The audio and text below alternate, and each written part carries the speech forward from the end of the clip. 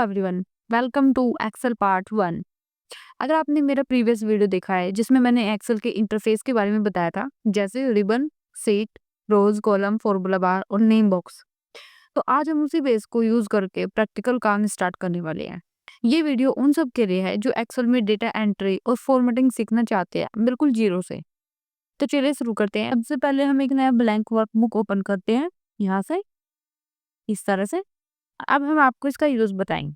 हम इसमें एक छोटी सी स्टूडेंट लिस्ट बनाएंगे जिसमें कॉलम्स हो गए। जैसे मैं आपको अभी दिखाती हूँ, यहाँ पे मैंने लिख लिया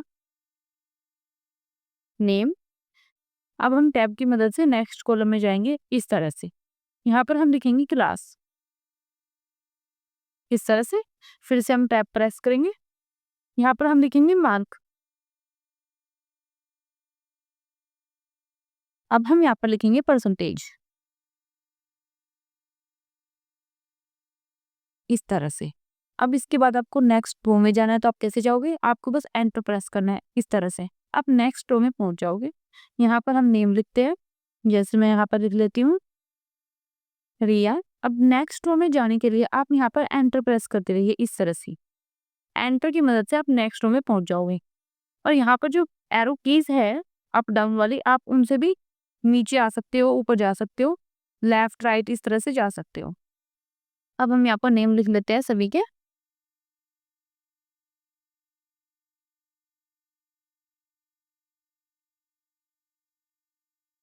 इस तरह से यहाँ पर हम क्लास लिख लेते हैं।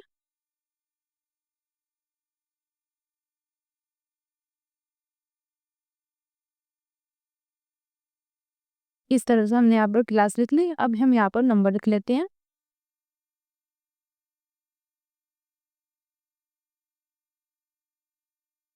इस तरह से। अब हम यहाँ पर परसेंटेज लिख लेते हैं।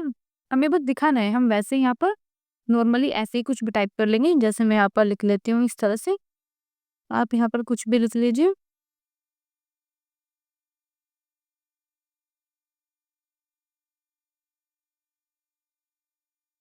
इस तरह से हमने यहाँ पर परसेंटेज भी लिख ली। अगर मान लीजिए आपसे कोई गलती हो जाए, मान लीजिए मैंने यहाँ पर गलती कर दी, मुझे यहाँ पर 10th क्लास लिखना था, तो आप कैसे करोगे? सिंपली आपको बैक स्पेस प्रेस करना है इस तरह से, वो अपने आप वहां से हट जाएगा और आप यहाँ पर कुछ भी टाइप कर सकते हो इस तरह से। अब मान लीजिए आपको यहाँ पर कोई वर्ड एडिट करना है, इसको आपको कट नहीं करना है, आपको इसी में एडिट करना है। और अगर आप बैक स्पेस प्रेस करते हो तो ये अपने आप पूरा डिलीट हो जाएगा इस तरह से। लेकिन आप चाहते हो कि आप इसमें ही एडिट करो, तो कैसे करोगे? तो आपको क्या करना है, आपको यहाँ पर 2 बार क्लिक करना है इस तरह से। एरो की मदद से आप यहाँ पर आ जाइए और आप यहाँ पर लिख लीजिए स्टूडेंट नेम। इस तरह से हमने यहाँ पर लिख लिया। अब देखो, अगर आपको कुछ भी टेक्स्ट प्रॉपरली नहीं दिख रहा है, जैसे यहाँ पर स्टूडेंट नेम है, ये आपको प्रॉपरली बिल्कुल नहीं दिख रहा है, आधा छुप गया है, तो आप इसको कैसे एडजस्ट करोगे? तो आपको माउस की मदद से यहाँ पर कॉलम ए पर यहाँ पर इस तरह से कर्सर ले जाना है। उसके बाद आप इस पर क्लिक करके इसको ऐसे कर दीजिए। आपको और अच्छे से एडजस्ट करना है तो आप इसको फिर से आगे कर दीजिए इस तरह से। ये अपने आप ऑटो फिट हो जाएगा। या फिर मैं आपको इससे भी सिंपल तरीका बताती हूँ। आप यहाँ पर जाकर डबल क्लिक कर दीजिए इस तरह से, ये तब भी हो जाएगा। डबल क्लिक करने से एक्सेल ऑटोमेटिकली विद एडजस्ट कर देता है, जिससे पूरा टेक्स्ट जो है आपको क्लियरली दिखाई देता है। इस फीचर को कहते हैं हम ऑटो फिट। अब चलिए हम आगे चलते हैं। अब आपको हेडिंग को थोड़ा स्टाइलिश बनाना है ताकि वो अलग दिखे। उसके लिए आपको क्या करना है, आप यहाँ से A1 से लेके D1 तक यहाँ पर इसको सिलेक्ट कर लीजिए। उसके बाद आप यहाँ पर जाइए, आपके यहाँ पर दिख रहा होगा बी का मतलब होता है बोल्ड। अगर आप चाहो तो आपको इसको यहाँ से इस तरह से क्लिक करके भी इसको बोल्ड कर सकते हो, वरना इसकी शॉर्टकट की होती है Ctrl+B। आप शॉर्टकट की से आसानी से इसको बोल्ड कर सकते हो। उसके बाद आप इसका फॉन्ट साइज देखिए, यहाँ पर आपको फॉन्ट साइज मिलेगा। यहाँ से आप इसको फॉन्ट साइज जो है 14 कर दीजिए इस तरह से। ये देखिए, अब आपको फॉन्ट कलर देना है। ये फॉन्ट ग्रुप है, यहाँ पर आपको सभी ऑप्शंस मिल जाएंगे, जहाँ पर आप बोल्ड, इटैलिक, अंडरलाइन कर सकते हो, बॉर्डर लगा सकते हो, इसका फॉन्ट साइज दे सकते हो। आप टेक्स्ट को बड़ा कर सकते हो, यहाँ से छोटा कर सकते हो। आप उसका बैकग्राउंड कलर दे सकते हो, आप टेक्स्ट का कलर दे सकते हो। तो अब हमें फॉन्ट कलर देना है, तो हम करेंगे डार्क ब्लू। इस तरह से। अब हम यहाँ पर फिल कलर करेंगे येलो, आपको यहाँ पर काफ़ी सारे ऑप्शंस मिल जाएँगे, जैसे भी आप चाहते हो इस तरह से। हम यहाँ पर करेंगे येलो, इस तरह से। अब देखो फ़ॉन्ट साइज़ करने के बाद यहाँ पर फिर से वही दिक्कत आ गई, तो आप यहाँ पर डबल क्लिक कर दीजिए इस तरह से। ये देखिए, ये अपने आप एडजस्ट हो जाएगा। अब देखो आपको हेडिंग बिल्कुल क्लियरली और हाइलाइट दिख रही है। ये एक्सेल की ब्यूटी है। आप अपने डेटा को और भी अच्छे से प्रोफेशनल बना सकते हो। अब आगे चलते हैं।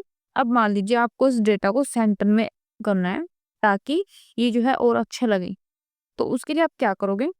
उसके लिए आप इसको यहाँ से लेकर यहाँ तक सिलेक्ट करोगे इस तरह से, और यहाँ पर अलाइनमेंट्स का ऑप्शन आपको यहाँ पर दिखेगा। यहाँ से आप इसको इस तरह से कर सकते हो जैसे भी आपको ठीक लगे। आपको सेंटर में करना है, लेफ्ट में करना है, राइट में करना है। देखिए इस तरह से आप यहाँ पर सेंटर कर दीजिए इसको इस तरह से। जी सेंटर में आ गया है। सेल के अंदर जो भी टेक्स्ट लिखे हैं वो अपने आप सेंटर में हो गए हैं। अब मान लीजिए आपको कोई टाइटल देना है, और वो टाइटल जो होगा वो इससे ऊपर की लाइन पर होगा, तो आप कैसे करोगे? अब आपको दिख रहा है कि यहाँ पर तो कोई लाइन नहीं है जिसके ऊपर आप टाइटल दे सको, तो उसके लिए मैं आपको बताती हूँ। आपको सिर्फ यहाँ पर क्लिक करना है और यहाँ से इंसर्ट सीट रोज कर देंगे इस तरह से, तो इसके ऊपर एक रो इंसर्ट होकर आ जाएगी। अब हमें यहाँ पर एक टाइटल लिखना है, तो उसके लिए हम पहले इसको यहाँ से ऐसे सिलेक्ट करके यहाँ पर जाकर मर्ज सेल कर देंगे इस तरह से। अब यहाँ पर आप वो टाइटल लिखिए जो आपको लिखना है। जैसे मैं यहाँ पर लिखती हूँ स्टूडेंट रिपोर्ट,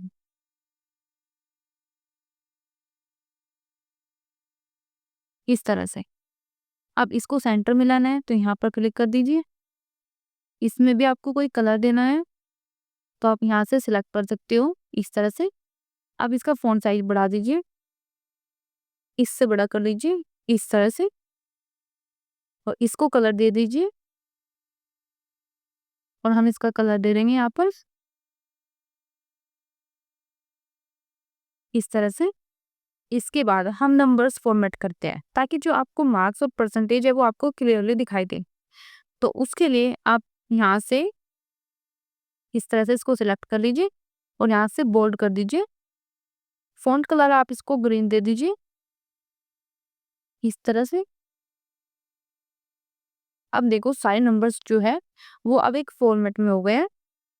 अब आपको अपने टेबल को एक प्रॉपर लुक देना है।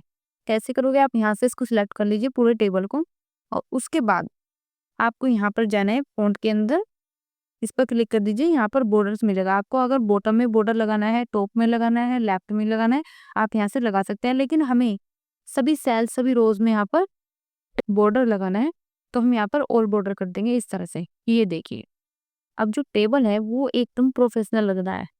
अब इसके बाद मैं आपको एक बहुत ही अच्छा ऑप्शन बताऊंगी फॉर्मेट एज टेबल का। उससे क्या होगा मैं आपको दिखाती हूँ। आपको इसको सबसे पहले ये टेबल जो है ये सिलेक्ट कर लेना है पूरा इस तरह से।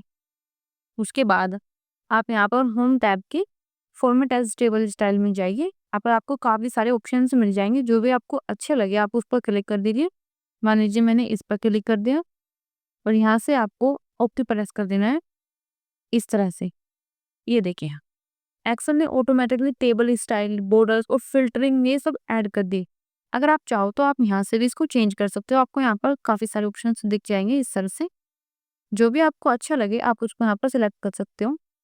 अब अगर मान लीजिए आपको ये फॉर्मेट यहाँ पर यूज़ नहीं करना, तो उसके लिए आप शॉर्टकट की का यूज़ कर सकते हैं कंट्रोल जेड, जिससे ये पूरा हट जाएगा। या फिर आप यहाँ से जाकर अनडू कर सकते हो, ये अपने आप हट जाएगा जो भी आपने यहाँ पर यूज़ किया होगा। अब मैं इसको थोड़ा अच्छा लुक दे देती हूँ। आपको अगर सेल की हाइट देनी है तो आप यहाँ से इसको इस तरह से एडजस्ट कर सकते हो